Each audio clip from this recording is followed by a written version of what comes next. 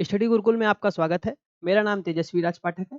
जैसा कि last class में आपने सिलेबस को देख लिया होगा और आपके आरओ के हिंदी के पेपर में वाक्यांश के लिए एक शब्द जो पूछे जाएँगे, उनके प्रश्नों की संख्या 10 होने वाली है। आज और आने वाली लगभग 5 से 6 क्लासों में हम आपको लगभग 1000 से 1100 वाक्यांशों के लिए एक शब्द करवाएँगे और मुझे उम्मीद है कि आपके जो 10 प्रश्न आने हैं, वो इन्हीं में से पूर्ण हो जाएँगे।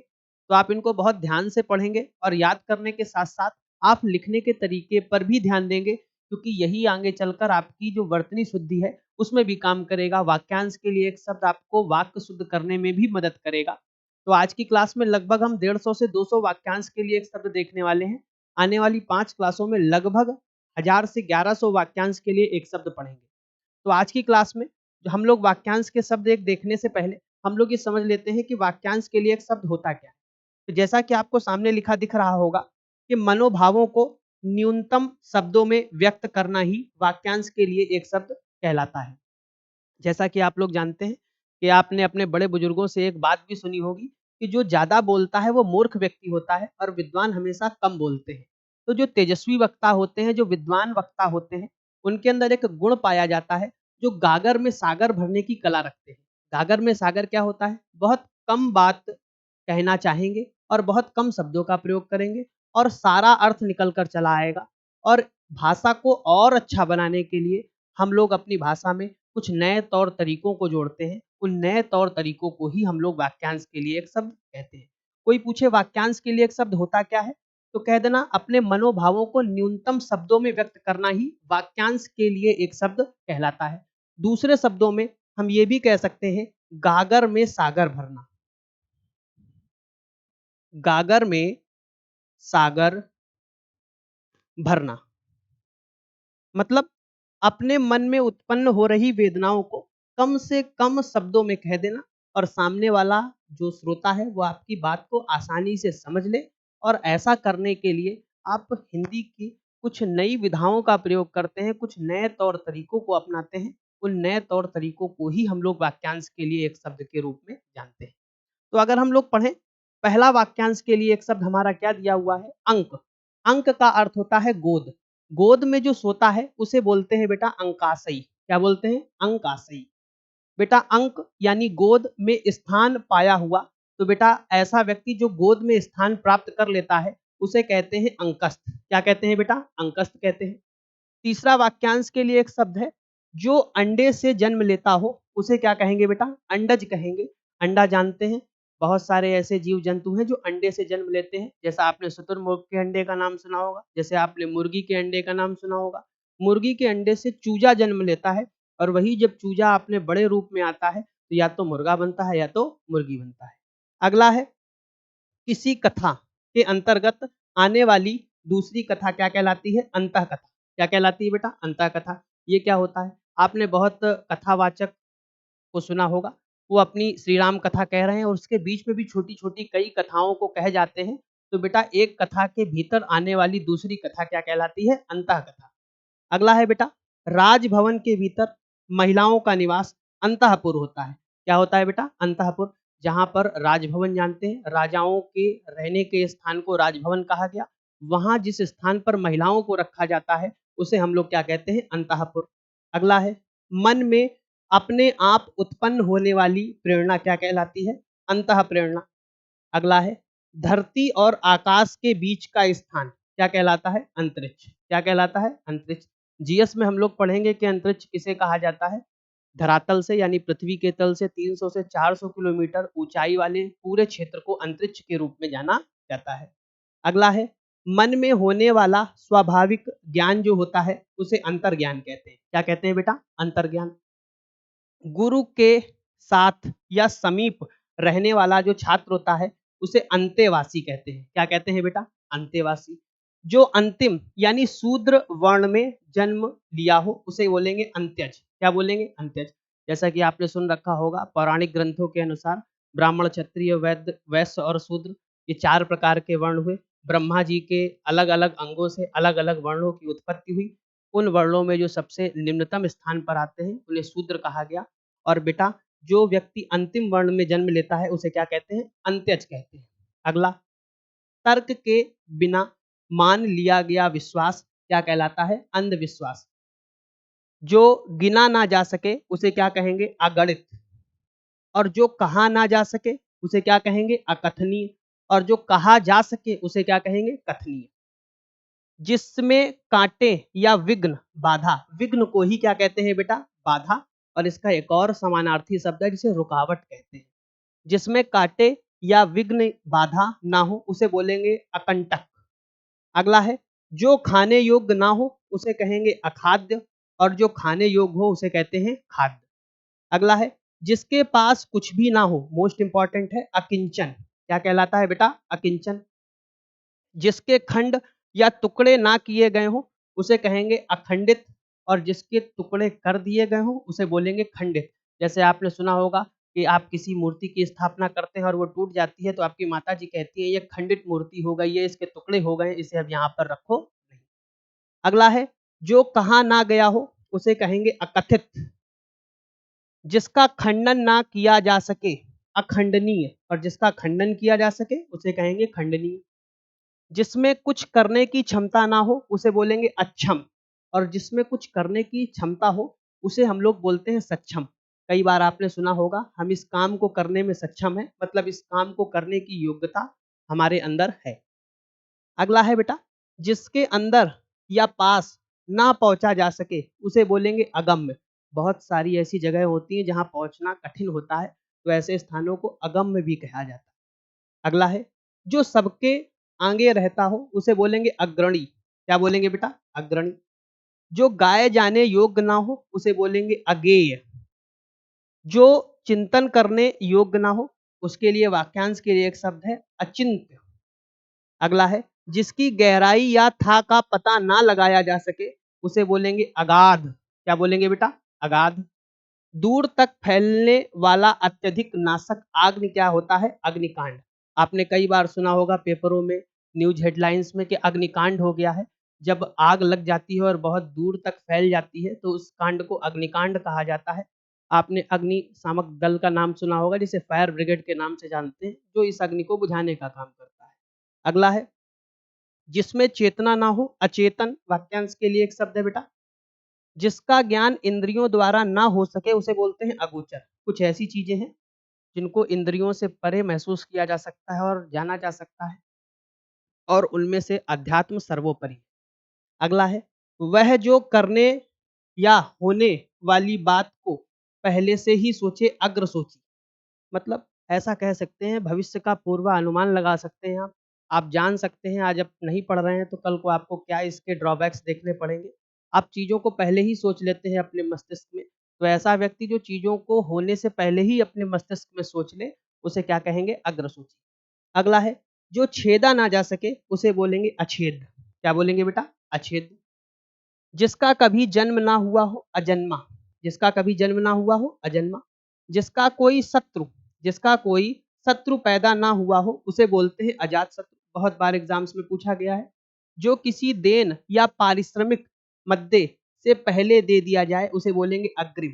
आप किसी के घर काम करने गए और उसने आपको पहले ही उस काम की पेमेंट दे दी तो भैया उसे हम लोग क्या बोलेंगे? अग्रिम। किसी देश के अंदर होने वाला या उससे संबंध रखने वाला अंतर्देशीय क्या हो जाता है? अंतर्देशीय। आपने अंतर्राष्ट्रीय सुना होगा। एक राष्ट्र का संबंध दूसरे राष्ट्र से होता है तो उसे अंतर्राष्ट्रीय कहते हैं।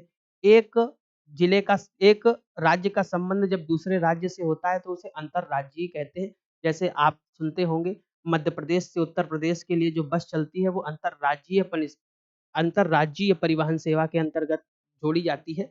और अगर आप भारत से चाइना जाने चाहेंगे तो अंतर्राष्ट्रीय विमान से आप जा सकते हैं। अगला है जो किसी वस्तु के अंदर दृढ़ता पूर्वक वर्तमान या स्थित हो उसे बोलेंगे अंतर्निविष्ट। क्या बोलेंगे बेटा? अंतर्निविष्ट। किसी पद के अंतिम अक्षर से नया पद आरंभ करने का जो खेल होता है उसे बोलते हैं अंत्याक्षरी। आप ध्यान से देखिएगा, कई बार ये वर्तनी में आ चुका है। अंत्याक्षरी होता है, आप लोग ने अंताक्षरी का नाम सुना होगा, वही अंत्याक्षरी है। आप अभी तक अशुद्ध उच्चारण करते चले आ रहे थे, कई बार पेपर में पूछा जा चुका है। आप लोगों ने सुना होगा एक व्यक्ति गाना गाने की शुरुआत करता है और जब जो उसका अंतिम वर्ण होता है उसी वर्ण से अगले व्यक्ति गाने गाने की शुरुआत करता है, और इस पूरे खेल को अंताक्षरी कहते हैं। अगला देखते हैं अपने अंश या हिस्से के रूप में कुछ दे देना या किसी कार्य में योग देना अंशदान होता है बेटा। किसी आदरणीय का स्वागत करने के लिए चलकर कुछ आगे जाना अगवानी। शादी बारात में बहुत होता है, जब बारात आती है तो अगवानी के लिए कुछ लोगों को खड़ा कर दिया जाता है, वो स्वागत के लिए खड़े होते हैं, सम्मान के लिए खड़े होते हैं। जिसकी गिनती ना की जा सके उसे बोलेंगे अग्रगण्य। क्या बोलेंगे? अग्रगण्य। जिसका जन्म पहले हुआ हो उसे बोलेंगे अग्रज। क्या बोलेंगे? अग्रज। और जिसका बाद में जन्म हुआ होता है उसे अनुज कहते हैं। क्या कहते हैं बेटा? अनुज। जिसे जीता ना जा सके उसके लिए वाक्यांश के लिए एक शब्द है अजेय। वर्षा की अधिकता, जब ज्यादा वर्षा हो जाती है तो बोलते हैं अतिवृष्टि। क्या बोलते हैं बेटा? अतिवृष्टि। और जब कम वर्षा होती है तो उसको बोलते हैं अनावृष्टि। क्या बोलते हैं बेटा? अनावृष्टि। जिसकी तुलना ना की जा सके उसके लिए वाक्यांश के लिए एक शब्द है अतुलनीय। किसी बात को बढ़ा चढ़ाकर कहा जब जाएगा तो होगा अतिशयोक्ति। ध्यान से देख लीजिए अतिशयोक्ति कैसे लिखा हुआ है, ये वर्तनी में जरूर आएगा। आपने अतिशयोक्ति अलंकार को जरूर पढ़ा होगा, तो वैसा ही ये अतिशयोक्ति है। जो कुछ ना जानता हो उसके लिए है अज्ञ। क्या है बेटा? अज्ञ। जिसका अनुभव इंद्रियों द्वारा ना हो सके अतीन्द्रिय। क्या होता है बेटा? अतीन्द्रिय। जो ना जाना गया हो, वाक्यांश के लिए एक शब्द है अज्ञात। अज्ञात आपने सुना होगा, जैसे किसी चोर ने कोई अपराध कर दिया है तो पुलिस अभी नहीं जानती है कि किसने अपराध किया है, तो लिखते हैं अज्ञात। मतलब अभी नहीं पता है कि अपराध किसने किया है, भविष्य में जब पता लगेगा तो सूचना दे दी जाएगी। अगला है जिसकी था का पता ना हो सके उसे बोलते हैं अथाह। क्या होता है बेटा? अथाह। कई बार आपने सुना होगा मेरे पास अथाह ताकत है, तुम उस था का पता नहीं लगा पाओगे कि मैं कितना बलवान कितना शक्तिशाली हूँ। अगला है जिसके आने की तिथि ना ज्ञात हो उसे अतिथि कहेंगे। क्या कहेंगे? अतिथि। जो दंड पाने योग्य ना हो उसे क्या कहेंगे? अदंडनीय। और जो दंड पाने योग्य हो उसे कहेंगे हम लोग दंडनीय। जो दूर तक की बात ना सोचे उसे बोलेंगे अदूरदर्शी। और जो दूर तक की बातों को सोच ले बेटा उसे हम लोग क्या कहेंगे? दूरदर्शी की संज्ञा देंगे। जो दिखाई ना देता हो अदृश्य। क्या लिखा है बेटा? अदृश्य। जिसके समान कोई दूसरा ना हो अद्वितीय। अद्वितीय। अनुपम भी कह सकते हैं, अनोखा भी कह सकते हैं, विस्मय भी कह सकते हैं, ये सब समानार्थी शब्द है।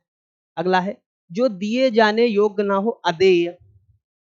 अधिकार में लाया या जिसे अधिकार दिया गया हो अधिकृत। क्या है बेटा? अधिकृत। पर्वत के ऊपर की जो समतल भूमि होती है आदित्य का। आ धाधा में छोटी ई की मात्रा, आधा था या और फिर का में बड़े या की मात्रा। मोस्ट इंपॉर्टेंट है, वर्तनी में आप देखिएगा जरूर आपको देखने को मिलेगा। राज्य के प्रधान शासक द्वारा निकाला गया आधिकारिक आदेश क्या होता है? अध्यादेश।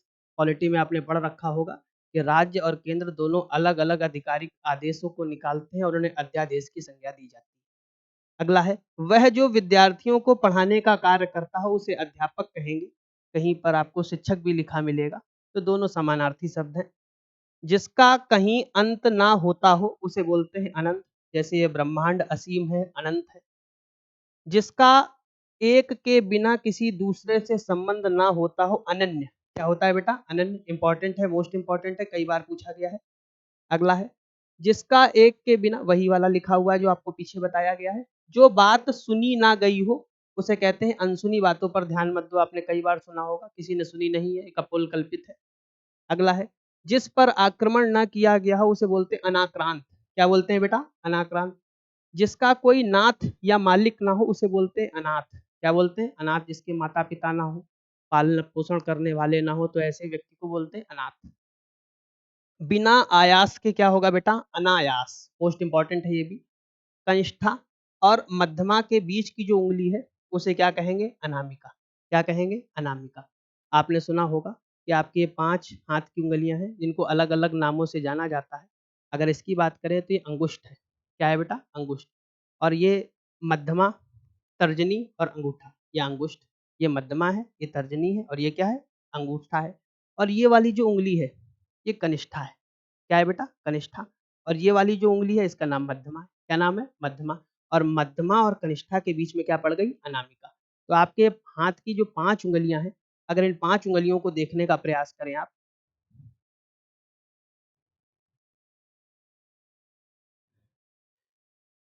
तो ये जो है ये अंगुष्ठ है। क्या है बेटा? अंगुष्ठ। कई बार इसे अंगूठा भी कहा जाता है, दोनों शब्द एक ही हैं। फिर ये वाली जो है ये कनिष्ठा है। क्या है बेटा? कनिष्ठा। फिर ये वाली है अनामिका। कौन सी है बेटा? अनामिका। फिर अगर हम इसकी बात करें तो इसका नाम है मध्यमा।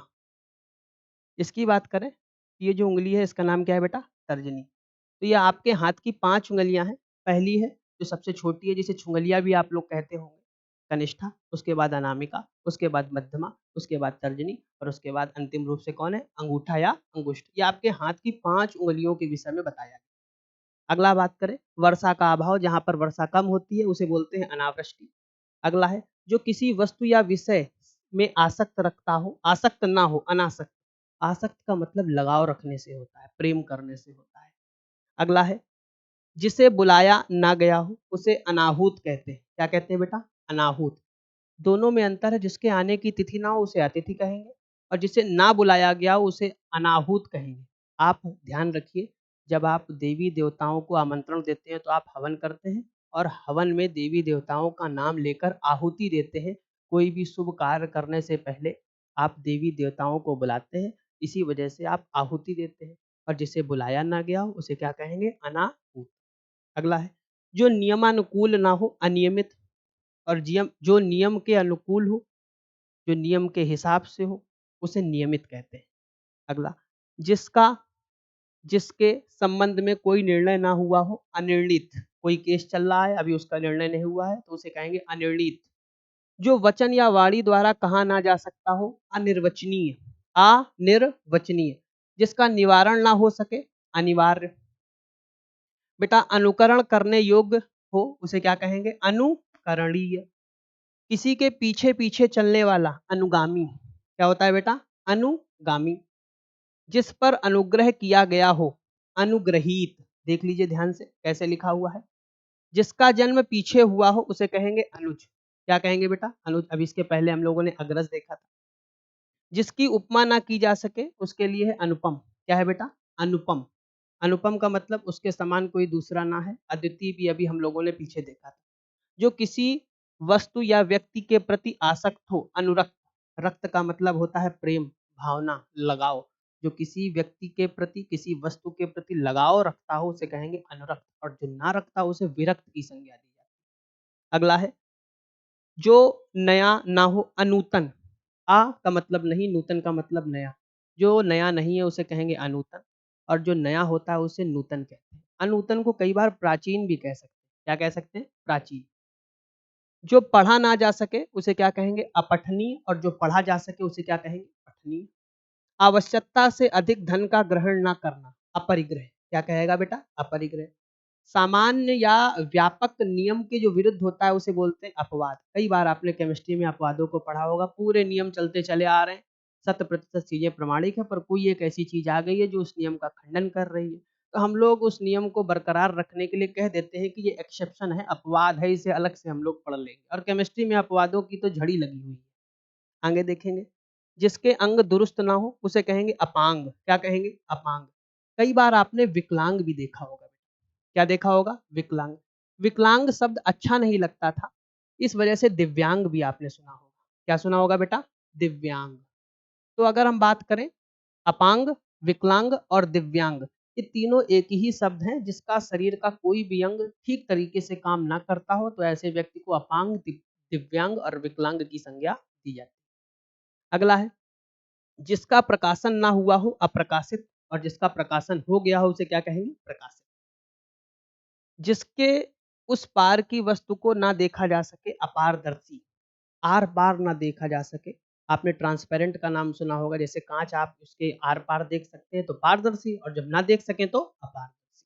अगला है जो मापा ना जा सके उसके लिए है अपरिमेय। क्या है बेटा? अपरिमेय। जो पान करने योग्य नहीं है, अपेय। पान का मतलब पीने योग्य भी कह सकते हैं आप। जो पीने योग्य नहीं है उसे क्या कहेंगे? अपेय। अगला है जो प्रमाण से सिद्ध ना हो उसे कहेंगे अप्रमेय। क्या कहेंगे बेटा? प्रमेय। और 9th-10th में आपने प्रमेय बहुत पढ़ी होंगी। जिनको प्रमाण से सिद्ध किया जा सके उसे प्रमेय कह दिया, और जिसको प्रमाण से सिद्ध ना किया जा सके उसे क्या कह दिया? अप्रमेय। अगला है जिसकी पहले से कोई आशा ना हो, अप्रत्याशित। जिसे आप लोग सरप्राइज्ड भी कह सकते हैं। सडनली कोई आपसे मिलने चला आया, आपको उम्मीद नहीं थी, आशा नहीं थी कि वो आएगा और मिलने चला आया। तो हिंदी में उसके लिए अप्रत्याशित शब्द का प्रयोग किया जाता है और अंग्रेजी में सरप्राइज़्ड का आपने सुना होगा। जो भेदा या तोड़ा ना जा सके उसे कहेंगे अभेद। जिसे भेदा या तोड़ा ना जा सके उसके लिए वाक्यांश के लिए एक शब्द है अभेद। अगला, जो इस लोक में संभव ना हो अलौकिक। जो इस लोक में संभव ना हो उसे क्या कहेंगे? अलौकिक। जिसका अस्तित्व अल्पकाल तक रहे, अल्पकालिक। मतलब कोई ऐसी चीज़ जो बहुत थोड़े समय तक रहने वाली है उसे अल्पकालिक कहेंगे और इस सृष्टि में मौजूद सभी चीज़ें अल्पकालिक हैं। अगला है, जो कभी मरे नहीं उसके लिए है अमर। बेटा ये मेरे नहीं या मरे होगा। जो कभी ना मरे उसे क्या कहेंगे? अमर। जो कम बोलने वाला हो उसे कहेंगे अल्पभाषी। क्या कहेंगे? अल्पभाषी। कोई काम स्वभाववश करते रहने की क्रिया अभ्यास। आप दिन प्रतिदिन रोजमर्रा की जिंदगी में बहुत सारे काम करते होंगे, उन काम को करते-करते आपको उन कामों की आदत लग गई होगी और उसी आदत को हम लोगों ने अभ्यास की संज्ञा दी। अगला है, जिसका वर्णन ना हो सकता हो अवर्ण या अवर्णनीय भी कई बार आप मिलेगा, ऑप्शन के अनुरूप ही आप काम करेंगे। अगला, जो कम जानता हो उसे कहेंगे अल्पज्ञ। क्या कहेंगे बेटा? अल्पज्ञ। 6-6 महीने में एक बार होने वाला अर्धवार्षिक। क्या होगा बेटा? अर्धवार्षिक। छमाही भी कई बार आपको देखने को मिलेगा। जो 6 महीने में हो छमाही, जो वर्ष भर में हो उसे वार्षिक या सालाना कहेंगे, जो 3 महीने में हो उसे तिमाही कहेंगे, जो सप्ताह में हो उसे साप्ताहिक कहेंगे, जो दिन में हो उसे दैनिक कहेंगे और जो पक्ष में हो उसे पखवाड़ा कहेंगे या पाक्षिक कहेंगे। 15 दिनों में जो हो उसे पाक्षिक या पखवाड़े के नाम से जानेंगे। अगला है, जिसे मारना उचित ना हो अवध। आपने कई बार सुना होगा। जिस समय राम लक्ष्मण का संवाद हो रहा था, उस समय इस बात की चर्चा की गई थी कि जब लक्ष्मण जी क्रोधित हो उठे थे, तो लक्ष्मण जी ने बताया था कि अपने श्री राम के गुणों का बखान करने लगे। तो बहुत क्रोधित हो उठे और क्रोध में कहने लगे कि मैं परशुराम का वध कर दूँगा, तो श्री राम तुरंत बोले, ब्राह्मण अवध्य है, मतलब ब्राह्मणों को मारा जा सकता नहीं है। अगला है, जो अवश्य होने वाला हो उसके लिए वाक्यांश के लिए एक शब्द है अवश्यभावी। जो नहीं हो सकता हो उसके लिए है असंभव और जो हो सकता है उसके लिए हो जाएगा संभव। अगला है, जिसका विवाह ना हुआ हो उसे बोलेंगे अविवाहित या कुंवारा भी कह सकते हैं और जिसका विवाह हो गया हो उसे बोलते हैं बेटा विवाहित। अगला, जो व्यवहार में ना लाया गया हो उसे बोलेंगे अव्यवरत। क्या बोलेंगे बेटा? अव्यवरत। अगला है, चंद्र मास के किसी पक्ष की 8वीं तिथि को कहते हैं अष्टमी और 9वीं तिथि को क्या कह देंगे बेटा? नवमी की संज्ञा दी जाएगी। बिना वेतन के लिए दिए काम करने वाला हो जाता है अवैतनिक। अवैतनिक हो जाएगा। जो शोक करने योग्य ना हो उसके लिए हो जाएगा अशोक। क्या हो जाएगा? अशोच। कहीं-कहीं पर अशोक भी मिल जाएगा तो दोनों ही सही हैं, आप परेशान ना हो। जो विधि या कानून के विरुद्ध हो उसके लिए हो जाएगा अवैध। क्या हो जाएगा? अवैध। विधि का मतलब कानून होता है। आप 2 शब्द भी और पढ़ेंगे, संवैधानिक और असंवैधानिक। जो संविधान के अनुकूल हो वो संवैधानिक की संज्ञा के अंतर्गत आएगा। अगला है, जिसमें सामर्थ्य ना हो उसे बोलेंगे असमर्थ। यदि कोई व्यक्ति कोई काम करने के लिए कैपेबल नहीं है, योग्य नहीं है, तो कहता है मैं असमर्थ हूँ इस काम को करने में। अगला है, जिस रोग का ठीक होना कठिन हो उसे बोलेंगे असाध्य। क्या बोलते हैं बेटा? असाध्य। जो रोग आसानी से ठीक ना हो सके उसे असाध्य रोग कहेंगे। आज के समय में 3, 4, 5 रोग ऐसे ही रोगों की संज्ञा में आते हैं जिनका ठीक होना ना के बराबर है। उनमें से आपने एड्स का नाम सुना होगा। एड्स के साथ-साथ आपने कैंसर का नाम सुना होगा। दूसरा डायबिटीज का नाम सुना होगा और इसके बाद हार्ट रिलेटेड डिसीजेज़ भी कुछ ऐसे रोग हैं जिनका सही हो पाना ना के बराबर होता है। अगला है,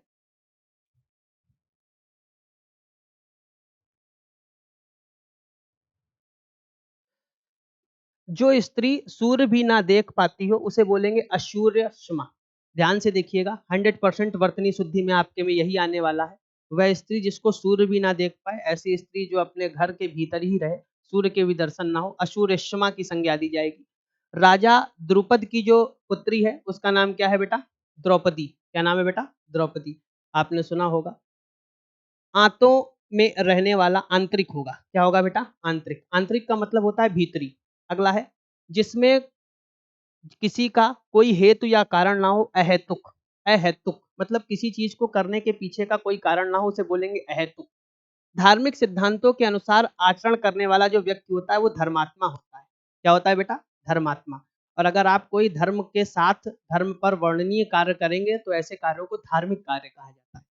जैसे अकस्मात या एकाएक घटित होने वाली घटना होती है आकस्मिक, किसी का निधन हो गया, कोई सडनली देश पर कोई विपदा आ गई, तो ऐसी घटनाएं आकस्मिक घटनाओं की संज्ञा में आती है। अगला है जिसे भेदना या तोड़ना कठिन हो उसे बोलेंगे दुर्भेद।